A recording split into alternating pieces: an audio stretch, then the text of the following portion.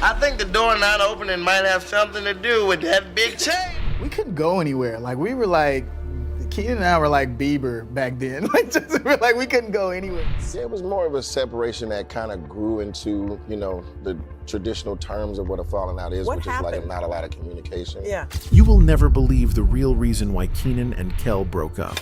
We found out within that conversation that we both had people talking within our ear while we were going through the process. Just the people telling me things about Kenan, you know, people telling things about me to him. Back in the 90s, those two had chemistry, but out of nowhere, the narrative changed. You got to kind of look at, like, us being adults and navigating our own things throughout life, and we hadn't talked in a long time. While Kel was struggling to get back on his feet, Kenan pretty much stayed quiet and kept his distance. I was more upset at myself. It wasn't like, you know, Kel Mitchell, the actor, this, that, and the other. It was like, Kel Mitchell, the man, like, what has happened to your life? What have you done? This can't be my life. What is going on? Well, what really happened between them? Let's dig in. So, Kenan and Kel wrapped up as far back as 2000. The energy, though, was questionable. It kind of felt like Kenan was ready to branch off and chase his own thing. He had that next chapter energy about him. But for Kel, things started slowing down a bit. He did land a solid gig, though, voicing T-Bone in the kids' cartoon Clifford the Big Red Dog, which actually earned him a Daytime Emmy Award in both 2001 and 2002. That was huge. But aside from that, most of his other roles were pretty small, like random guest appearances or quick voice parts that didn't really get much attention. I set him straight, Kenan. I tell you what, bro, as long as you see me and my boy behind this counter, you... Then, in 2003, Kel decided to shoot his shot and auditioned for Saturday Night Live. The crazy twist? He ended up losing the spot to none other than his old friend and co-star, Kenan Thompson. Talk about irony. Kel later laughed about it, saying maybe he was just too hyped up during his audition. Apparently, he did this wild sketch where he pretended to be DMX if he were a Toy Story character, and things kind of went off the rails. He even admitted, "I remember I started dancing. My energy was so crazy. I did a moonwalk and ended up stepping on one of the tables right in front of the stage. Flipped it over with someone's drink on it. It was a whole mess." You auditioned for Saturday Night Live. Yeah. Kenan auditioned for Saturday Night Live. Yeah. And I guess you guys auditioned for the same role. Yeah. You guys had played all these, was in these sketch comedies and did these shows together. Yeah. Did that strain your relationship to lose that audition to him? But to the public, the tension between Kenan and Kel wasn't obvious yet. It wasn't until later that year that people started noticing the two were no longer side by side like before. That's when Kenan officially joined SNL. And from there, their paths completely split. While Kenan's career took off, Kel's personal life hit some rough patches. He's talked about it openly, how everything just felt like an uphill battle. At this point, the show ended. I started to take other roles, but it started to basically have an up and down effect. His lowest moment came when he found out that his then-wife, Tisha Hampton, was pregnant by another man. That crushed him so bad that he admitted he thought about ending his life. I told her what had happened and she told me that she was pregnant with my baby. And so I flipped out. She said, like, literally, let's get an abortion. And I agreed as well. She said that, you know, that abortion that we had was actually from another man, it wasn't yours. So at that moment, it was just like, okay, now I'm married to this person. The situation eventually led to a divorce, and that's when Kel started leaning on drugs and alcohol to cope. In a personal blog, he opened up about how deep his struggles went, talking about suicide, addiction, heartbreak, losing loved ones to gang violence, feeling lost, and trying to figure out who he really was after growing up in the spotlight. It was dark. Things got so quiet around him that by 2006, people actually started a rumor on MySpace claiming he had died. That's how far he had faded from Hollywood. I felt like there needed to be an off switch. At his lowest point, the former child star was living in a tiny one-bedroom apartment in a rough neighborhood, barely getting by with almost no money to his name. I remember the electricity went out and I just cried. Just sat there on the floor. Because of the fact that I wanted to press an off switch. I felt like there needed to be an off switch. Like, you know, this wasn't what I had expected for my life, and I literally wanted just to end at that point. Meanwhile, Kenan was out here building his own name, doing his thing on SNL and other projects. Kel tried to keep moving too, picking up a few acting gigs, including a recurring role on One in 2005. But it was clear that the duo everyone once loved had gone their separate ways. What, a washed-up child star from a crappy 80s sitcom? Girl, my only source of income is... Years later, Kel finally confirmed the split in an interview with TMZ. He said, "The truth is, Kenan doesn't want to be seen with me in any form of media or even have my name mentioned around him. I'm not mad about it, though. I respect that he wants to make a name for himself." Kenan eventually opened up about his side of the story during a 2018 interview on The Breakfast Club. He explained that after Kenan and Kel ended, people kept trying to compare them and turn their friendship into some kind of competition. "People were always trying to pit us against each other," he said. "After the show ended, we both wanted to show the world that there was a Kenan Thompson and a Kel Mitchell. I was really big on that. Basically, he wanted people to see that he could stand on his own, outside of the duo everyone loved." Soon after, Kenan popped up on The Today Show to promote his first memoir, When I Was Your Age, which was full of funny stories from his life, lessons he's learned, and a few hilarious takes on parenting. It was a different side of Kenan that most people had never seen, since he's usually pretty private and doesn't really talk about his personal life like that. So fans were definitely curious to hear what he had to say. During the interview, the host didn't shy away from bringing up the long-rumored fallout between him and Kel, and to everyone's surprise, Kenan actually confirmed that it was true. They really had fallen out for a while. It wasn't some tabloid rumor or fan theory, it really happened. Yeah, it was more of a separation that kind of grew into, you know, the traditional terms of what a falling out is, which is like not a lot of communication. Yeah. Hearing him admit it out loud made fans realize just how real that tension between them had been, even if it had never fully played out in public. He said it got to a point where neither of them could even remember what started it in the first place. In his memoir, he wrote, "By the very end of all that in Kenan and Kel, things got pretty bad. And a lot of that was due to Kel's funkiness." Kenan also mentioned that he started noticing changes in Kel way back during their Nickelodeon days, which slowly strained their friendship.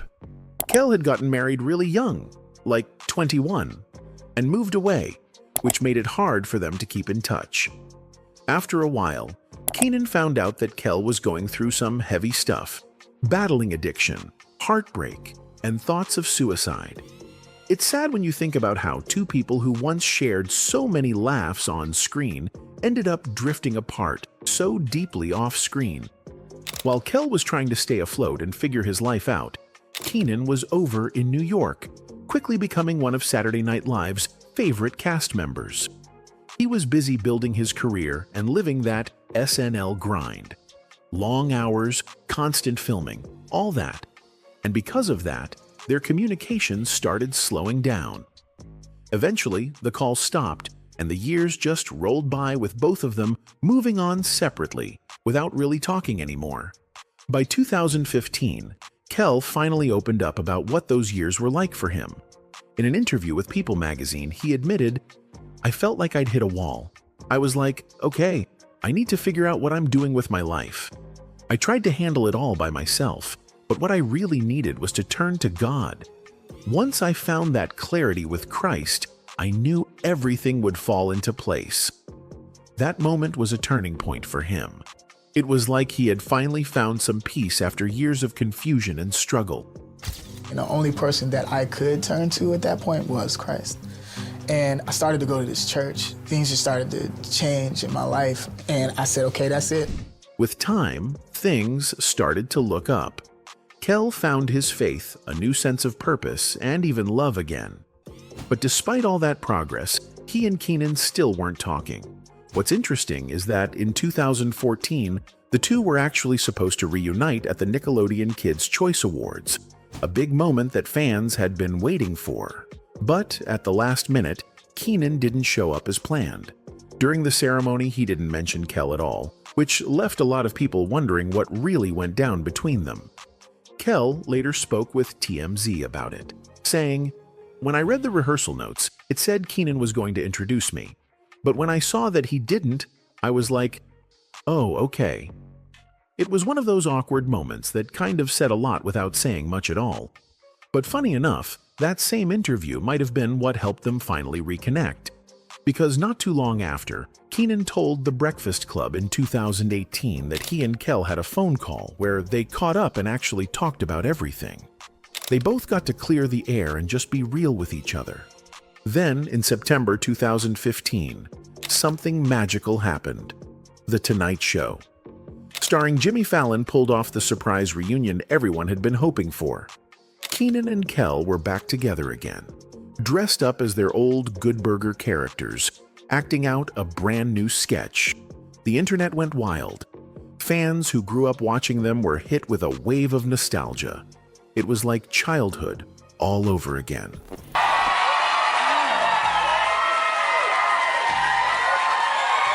After that, it felt like the old duo was finally back in sync. They started doing commercials together, reunited with their All That castmates, and even confirmed the long-rumored Good Burger 2 project. Then, in 2019, their story came full circle when Nickelodeon announced the All That reboot. But this time, instead of being the stars, Kenan and Kel were returning as executive producers.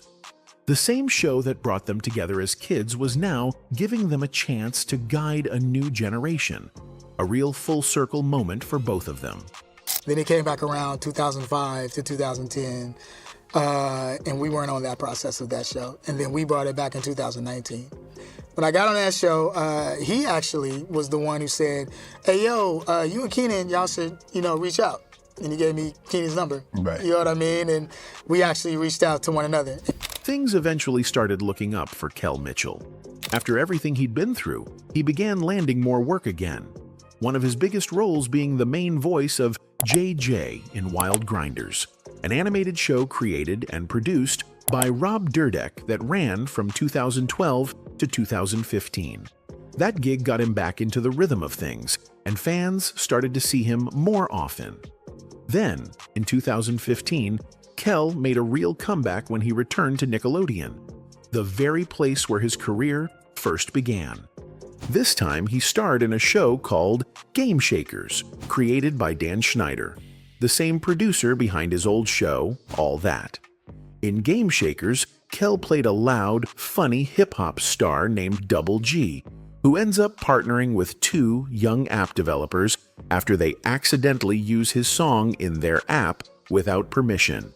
It was a fun, full-circle kind of role for him. You know what? Hey, Scotty! In an interview with Time, Kel talked about how good it felt to be back home at Nickelodeon again. He said, "It's a great network. I've been around them for years, so it's fun to be back. And working with Dan Schneider again, that's like a dream come true. I also rap, dance, and sing in real life. So, with this character, I get to do all that at once." The show turned out to be a hit, running for 3 full seasons before wrapping up in 2019. That same year, Kel stepped into a completely new chapter of his life. He officially became a licensed pastor and began serving as a youth pastor at Spirit Food Christian Center in Winnetka, California. It was a new purpose for him, something much deeper than fame. To really understand how Kel got there, and how Kenan and Kel even came to exist, you have to rewind all the way back to 1993. That's when producer Brian Robbins walked into Nickelodeon's offices with an idea that would change kids' TV forever.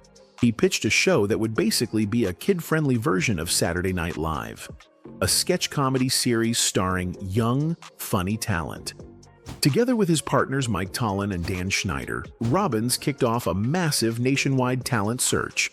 When it was all said and done, the final lineup for this new show, All That, included Angelique Bates, Lori Beth Denberg, Katrina Johnson, Elisa Reyes, Josh Server, Kel Mitchell, and Kenan Thompson. And right there on that stage, a legendary duo was born. In a 2018 interview with Comedy Hype, Kel recalled the first time he met Kenan after they both landed their roles on All That. He said that from the very first day, he knew he wanted to be friends with him. Their connection was instant, funny, natural, and full of chemistry. The producers quickly noticed it too. Kel said, "Kenan and I used to joke around a lot off set, and the producers started watching us and said, you know what? We need to do something with these two. They've got something special." Kenan and I used to joke around offset, cracking jokes and on the set of All That. That something special eventually turned into Kenan and Kel. In 1996, writer and producer Kim Bass, known for Sister, Sister, and In Living Color, created the show specifically for them. So on the hiatus of All That, they were like, okay, you all gonna stay and we're gonna shoot a pilot for your show. And Kim Bass, he created that project. The series followed two high school best friends, just trying to make it through life while constantly landing in hilarious situations. The magic of the show came from their opposite personalities. Kenan was the serious one with a plan, and Kel was the wild, unpredictable goofball who always found a way to mess things up. The show ran for 4 successful seasons and quickly became one of Nickelodeon's biggest hits. It even won the Favorite TV Show award at the 1997 Kids' Choice Awards. Riding off that success, the duo took things to the big screen in 1997 with Good Burger, a movie that's still a cult classic today. Oh yeah, sure. I think about all kind of things. Good Burger. The film pulled in over $23 million at the box office on an $8.5 million budget. Not bad at all for 2 young comedians from a kids' show. At that point, it seemed like Kenan and Kel were unstoppable. 2 best friends dominating TV and movies side by side. But as their careers evolved and life started pulling them in different directions, that unstoppable duo eventually hit a wall, and the bond that once looked unbreakable slowly began to fade. About the show. The show followed the wild, funny misadventures of 2 high school best friends, Kenan Rockmore, the smooth-talking schemer always coming up with some get-rich-quick plan, and Kel Kimball, the overly optimistic but totally clueless best friend who usually managed to mess everything up in the funniest way possible. The show was set in Chicago, and every episode had some kind of crazy plan that went wrong, like Kenan trying to avoid trouble with his parents or make some quick money, only for Kel's clumsiness or bad timing to ruin it all. It was that perfect mix of chaos, friendship, and slapstick comedy that made the show so lovable. Kel's dumb but sweet energy balanced perfectly with Kenan's sharp, fast-talking personality. It just worked. Orange soda! Don't mind him. One thing that made Kenan and Kel stand out was how it broke the fourth wall. Each episode started and ended with Kenan and Kel standing in front of a big red curtain, talking directly to the live studio audience. They'd crack jokes, tease what was coming up in the episode, or do some silly bit that tied into the story. A classic running gag was Kel never knowing what the episode was about. He'd ask Kenan, and Kenan would refuse to tell him, which always ended in Kel's famous line, "Aw, here it goes." By the end of most episodes, Kenan would already be plotting his next scheme, telling Kel to grab random stuff and meet him somewhere. And Kel would look stressed, but still go along with it. The first season had 14 episodes, filmed between April and August of 1996 at Nickelodeon Studios in Universal Studios, Florida, in front of a live audience. Fans loved that energy. You could feel how much fun they were having on set. The show even had crossover moments, like when Kenan and Kel popped up in the Nickelodeon series Cousin Skeeter. Anywhere you want it for your birthday, and you picked the Dude Ranch. Just think about it, Kenan. After the show's original run ended in 2001, Kenan and Kel kept living on through reruns. It aired on Nickelodeon for a few more years, then popped up again on channels like Nick Gas and Teen Nick as part of nostalgic programming blocks like The 90s Are All That, The Splat, and Nick Rewind. It even found new life on streaming platforms like Netflix and Paramount Plus, and for fans in the UK, it aired on Nickelodeon and even on BBC One and BBC Two back in the day. The show didn't just fade away, it stayed part of pop culture. It even won the Favorite TV Show award at the 1998 Kids' Choice Awards, which was a big deal because it proved how much fans really connected with it. During that same period, Kel wasn't slowing down either. He started picking up all kinds of cameo roles on other hit shows. He popped up on The Steve Harvey Show for a few episodes, made guest appearances on Sister, and even showed up on Sabrina, the Teenage Witch. It was clear that Kel was becoming a familiar face beyond just Nickelodeon, and his funny, energetic personality made him stand out everywhere he went. Altogether, Kenan and Kel was more than just another kids' show. It became a nostalgic favorite that people still talk about decades later. It had humor, heart, and that perfect best friend chemistry that made you feel like you were part of their wild adventures too.